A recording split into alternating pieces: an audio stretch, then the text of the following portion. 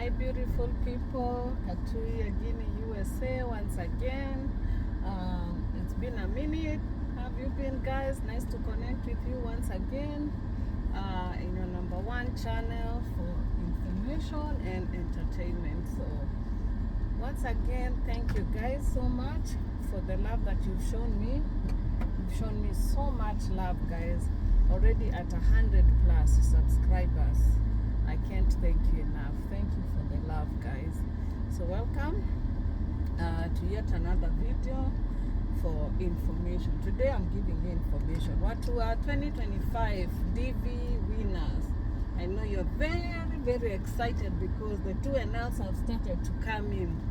And I'm very excited for you guys because, like I've told you before, I have a friend who benefited from the information that I shared.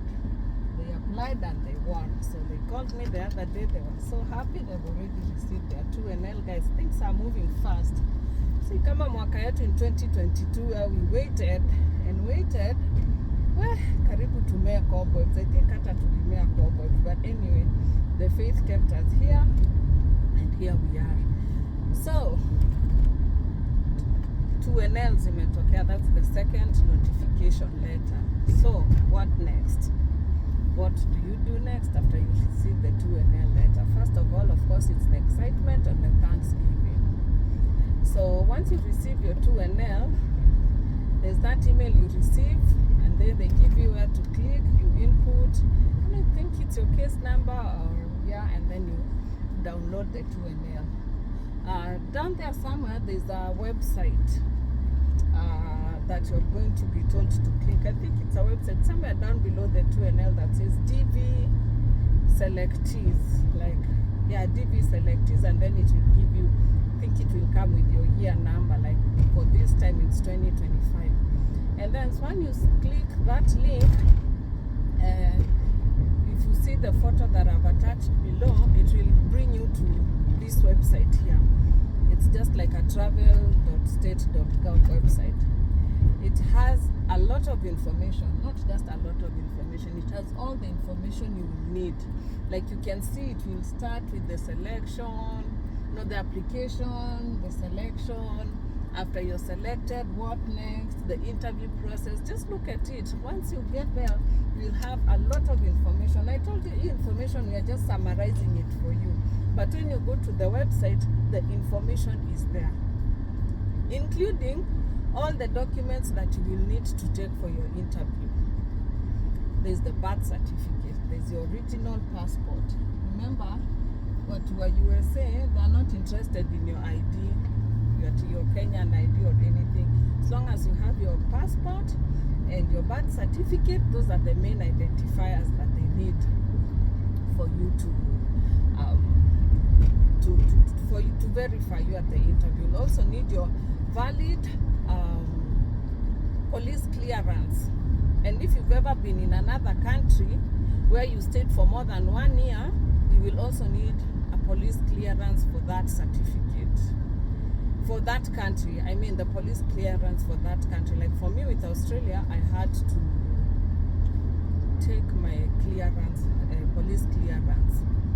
Even for people who are in the Middle East, nakumbuka in our year, most people had been to Qatar, and I remember there was a debate and exchanging ideas on how to get a clearance, kama ushaikuwa Qatar, police clearance, and there are people who are giving information. So if you need the info, just put it here in the box, in the inbox, and I'll try to find out for you. But I know you need a police clearance. If you've ever lived in a country, I think more than 1 year, you need the police clearance for that place. Then that is and then you also need to take 2 passport photos, 2 new passport photos. Sasa wachana na the ones that you used to apply for application.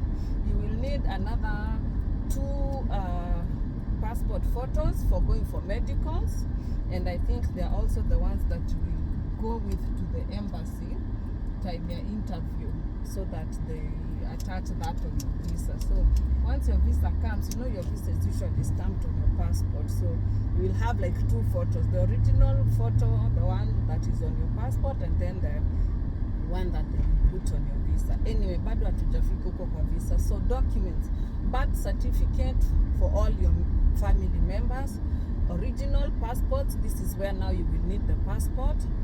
Police clearance for, of course, the adults over 18, and mostly those are the documents that you need. Then your Form 4 certificate. This is now for the principal applicant, the one who won. Now, like in my case, I'm the one who won. So they needed my Form 4 certificate, but they need the verified one from NEC. So you will go to NEC, you will pay a certain amount, they will send the verified certificate, and they will send it directly to the embassy. They don't give it to you, they send it directly to the embassy. So that's one thing you need to know. Verify your Form 4 certificate from NEC. You can either do it online or you can go to their offices. But see, unajua Kenya yetu, I want to suggest that just go there and make a follow-up by yourself. Otherwise, premium tiers. So that is it. Then you also need to book for your medicals at IOM. Go book for your medicals. I think when you get a 2NL, you're already been given like a month or so. You have karibu 2 months before your interview. Before your interview date. Like for my friend, it's somewhere in December, first week of December. So she has already booked for medical, so that you have time to get the results. They send the results to the embassy, and if there's anything, you can still go back. For medicals, I think the most serious thing that can deter you is TB. Hiyo ndio ile kitu mbaya kabisa. TB ni mbaya kabisa. I don't even want to talk about it for now. Let's not talk about that. But TB is one of the reasons, that the health reasons zenye inaweza ikakukataza visa. I remember with my daughter, I'm coming to fuel my car. I'm using cash, so I have to go and pay inside. I'll be back.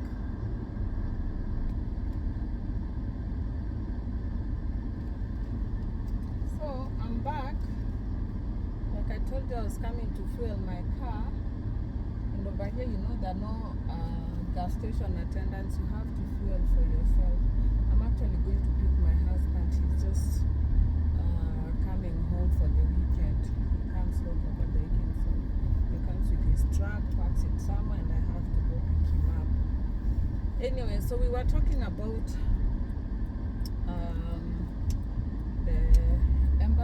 the medical thing. So you book for medicals at IOM. We'll talk about again on another video on really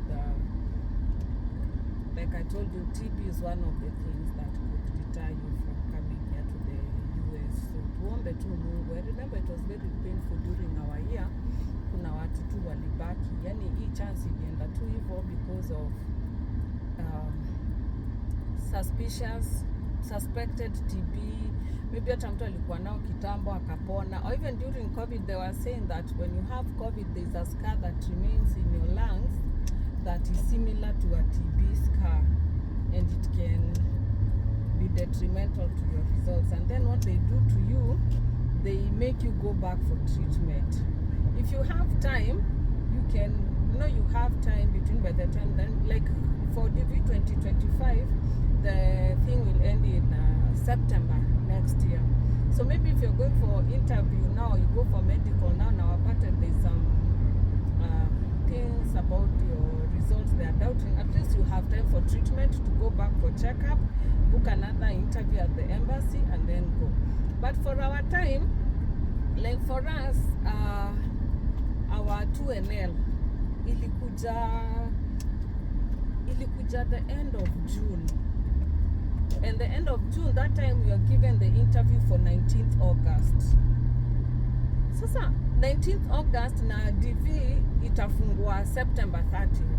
So if they find you with anything detrimental about your health, now umefanya interview on 19th August, do you even have time? You don't even have time. So hivyo ndio kuna watu walipoteza chance ya kukuja huko.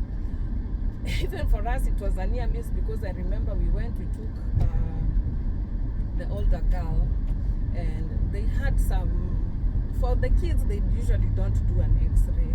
Kids I think below is a certain age, they don't do an x-ray, they just do the blood test. But I think there was something that was showing in her blood. Then can you imagine receiving a call the next day after medicals, you're being told to take back your child, they need to do further test. Sasa mnaanza kuulizana kwa group. Utaki kuuliza kwa group usiwe wewe peke yako. Unaingia group unapata kumbe si wewe peke yako. So I found myself with another lady. We took back our girls, even her, she had a girl. But anyway, it was just something they needed to confirm. This time they did an x-ray for her and she was cleared. Obviously, that's why we are here. But to come mtoto, I was even asking the nurse before all that, what's the worst case scenario? They told me, worst case scenario, she's not the principal applicant. It's bad if it's the principal applicant. Worst case scenario, mtaenda mumwache and then mtamrudia because she can't go. So it's also equally daunting, but at least it's a lesser evil. Not too good, but a lesser evil. My husband is gone. Anyway, niko karibu kufikia, so never mind. So yeah, it's that daunting. So too much for the TB results and IOM. So book your medicals. Then you also need to confirm your interview with the embassy. Like, fine, they've invited you for the interview, but have you confirmed to attend? I think in that website they will tell you how to confirm. And for the interview, you need to create an account with the US embassy. I says kumbuka how you do, but I think it's there in the website. So you need to create an account and confirm that you're actually going for the interview. So those are the things. Go to that website, itakuonesha. Then request documents from your host. Request documents from your host. What documents do you need from your host? You need from I-134. It's called an affidavit of support. This is whereby the host declares that they are going to become a sponsor.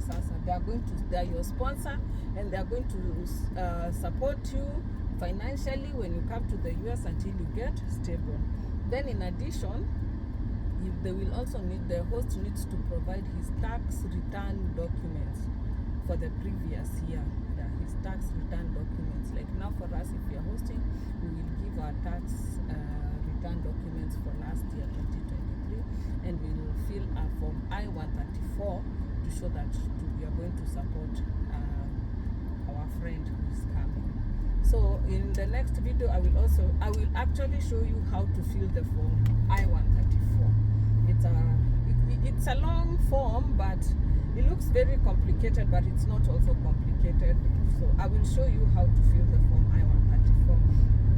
It will just be a short video to show you what to do. For this one, I just wanted to congratulate you for those who got the 2NLs. I mean, it's an exciting journey. The journey has just started, and I know you have a lot of questions. If you have questions, just inbox me. I will answer them. The questions are very numerous.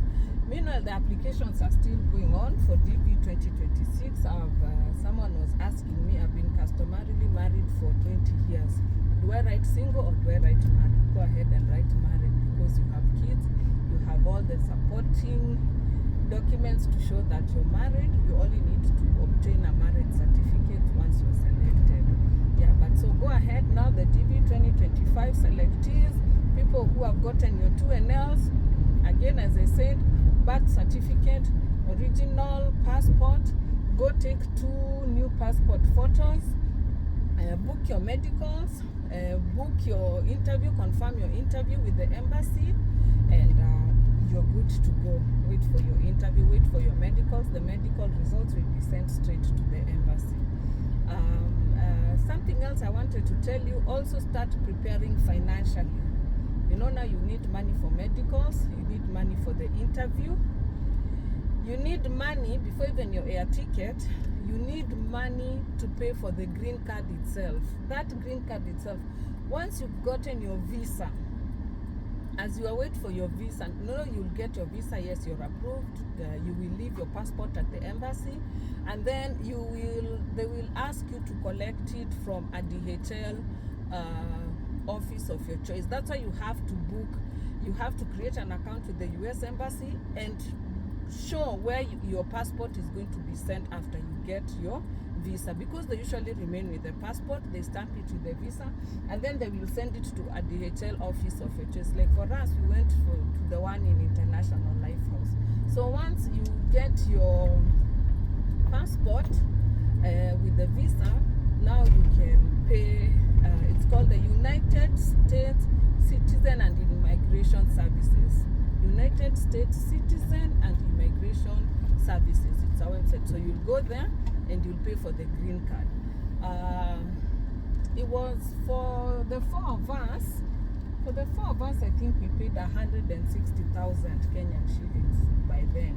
For all the four of us, I think Tumoja was 20-something thousand. I don't know how much it is for now, but by then for us we paid 160K for us all. So just to do the math if you're by yourself. For the interview, it was the same. It was the same. I think by then dollar ilikuwa 125 when you were going for the interview. It's still round about that. So we paid for the interview. It was, I remember, 166,000 something for us all. Medicals about the same.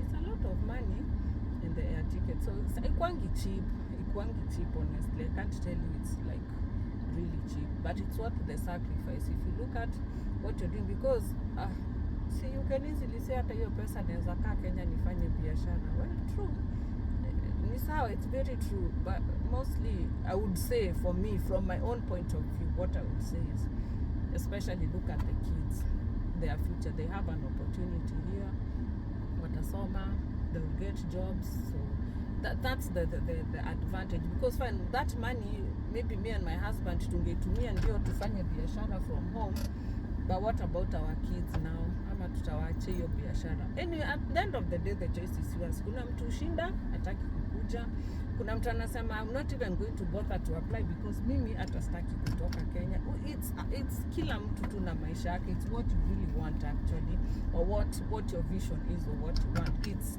entirely up to you. The fact that we give you this information doesn't mean like we want to say that this is the only place where unaweza tengeneza future yako. Kila mtu ako na destiny yake na choices zake to make, and decisions zake to make. For us, we chose to use that money to come here, and ideally sana, it's for the kids' opportunities. Sisi wacha tutafute tuka retirement benefit to, yeah. Anyway, like I said, it's your choice. So guys, I'm happy to connect with you once again. It's always so nice to storytell with you people. I have lots of stories to keep saying. I have so many, saa zingine hata sijuangi niwaambie gani na niachane na gani, but by and by. So the next time we meet specifically, it will be to help you feel the from I-134. Baba yao ndio huyu amefika. Bye guys. I will see you in the next video. Please remember to subscribe, share, comment, hit the notification bell. Lori ndio hikyo. There he comes. He's going to park here just behind here. Alafu tutaenda. Sijui kama nimemzuia, wacha nisonge. Yeah, looks like nimemzuia. Bye guys, I'll see you in the next video.